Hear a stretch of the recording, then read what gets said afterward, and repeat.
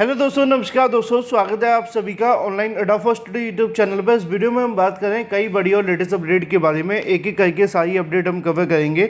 Channel को subscribe करके bell icon को दबा लें और वीडियो को लाइक कर दें, जिससे कि आपको रियल ऑथेंटिक जानकारी ऑनलाइन अड्डा फॉर स्टडी यूट्यूब चैनल के माध्यम से सबसे पहले मिलती रहे। इस वीडियो में हम बात करने वाले हैं उत्तर प्रदेश में नई शिक्षक भर्ती को लेकर जारी रिक्त पदों के विवरण के बारे में, यानी कि उत्तर प्रदेश के अंदर कितने टीचर्स की कमी है और कितने टीचर्स की नियुक्ति होनी चाहिए, कितने टीचर्स की शिक्षक भर्ती होनी चाहिए, इसको लेकर जारी किए गए विवरण के बारे में इस वीडियो में हम बात करेंगे।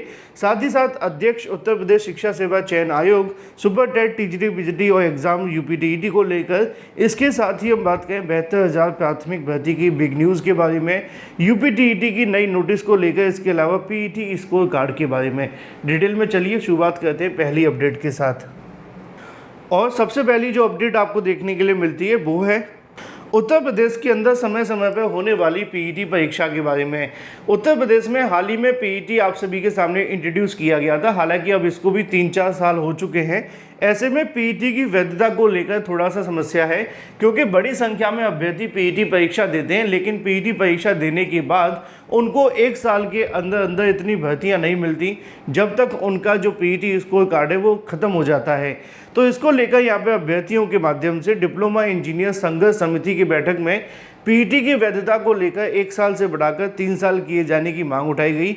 पदाधिकारियों ने मांग पुनः पूरी होने पर आंदोलन शुरू करने की चेतावनी दी, जहां पर अभ्यर्थियों के माध्यम से बैठक करते हुए कहा गया कि पीईटी को कहीं न कहीं निर्धारित विज्ञापन की में योग्यता के रूप में पीईटी निर्धारित की गई है, लेकिन इसकी वैधता केवल 1 साल होने की वजह से अभ्यर्थी इसकी प्रक्रिया से बार बार कहीं न कहीं गुजरना पड़ता है।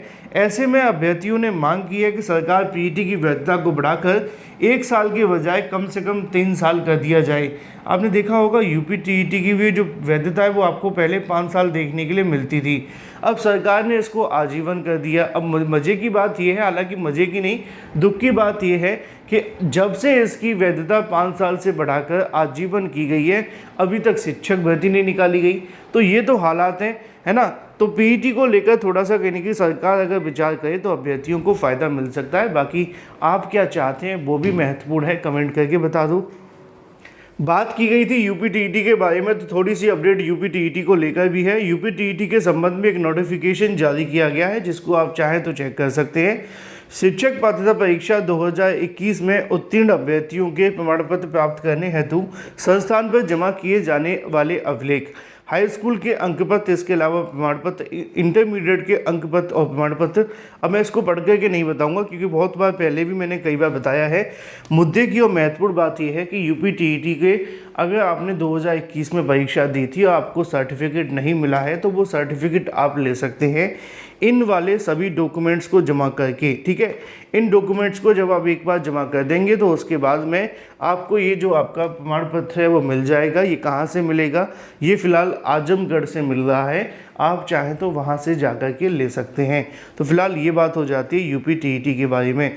इसी के साथ अगर बात कर ली जाए उत्तर प्रदेश की 72,825 भर्ती को लेकर, उत्तर प्रदेश में 2011 के समय में एक भर्ती निकाली गई थी 72,825, जो कि भर्ती अभी हाल ही में सुप्रीम कोर्ट से फाइनल हुई है, जिसमें लगभग 12,000 के समथिंग जो सीटें वो खाली रह गई थी।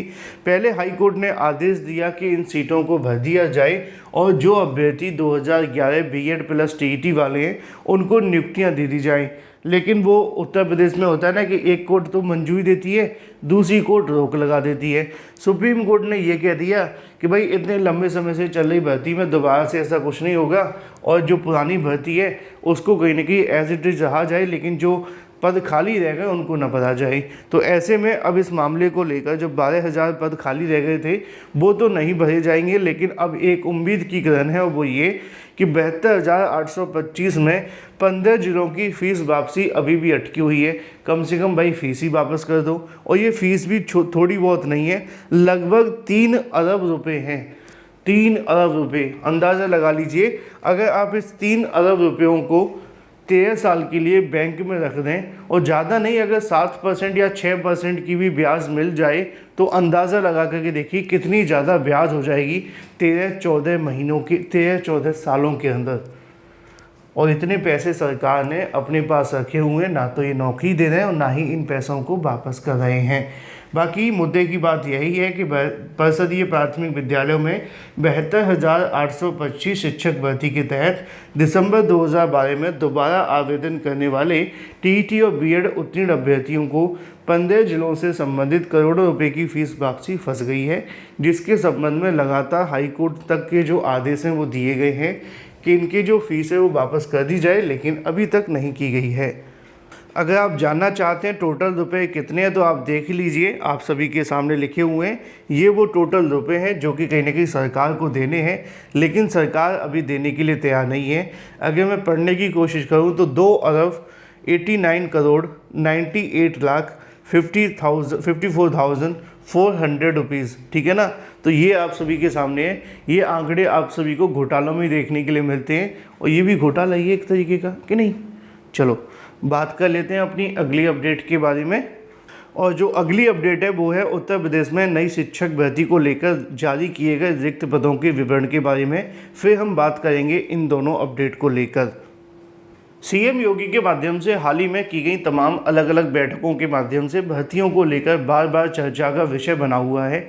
जब से भर्तियों को लेकर सीएम योगी बैठक करने लगे हैं या फिर अपनी बैठकों के अंदर आदेश देने लगे हैं, उसके बाद से एक के बाद एक नई अपडेट भी सामने निकल कर आने लगी है। लगातार समाचार पत्रों के अंदर अलग अलग डाटा जारी किए जा रहे हैं, जिसमें उनके माध्यम से दावा किया जा रहा है कि प्रदेश के अंदर कितनी बड़ी संख्या में टीचर्स के पद खाली हैं। हाल ही में आप सभी ने देखा था, पहले 80,000 पदों का भी डाटा निकला था। एक डाटा ये भी आप सभी के सामने है कि 85,000 पद खाली, फिर भी शिक्षक और जो छात्र अनुपात है वो बेहतर है।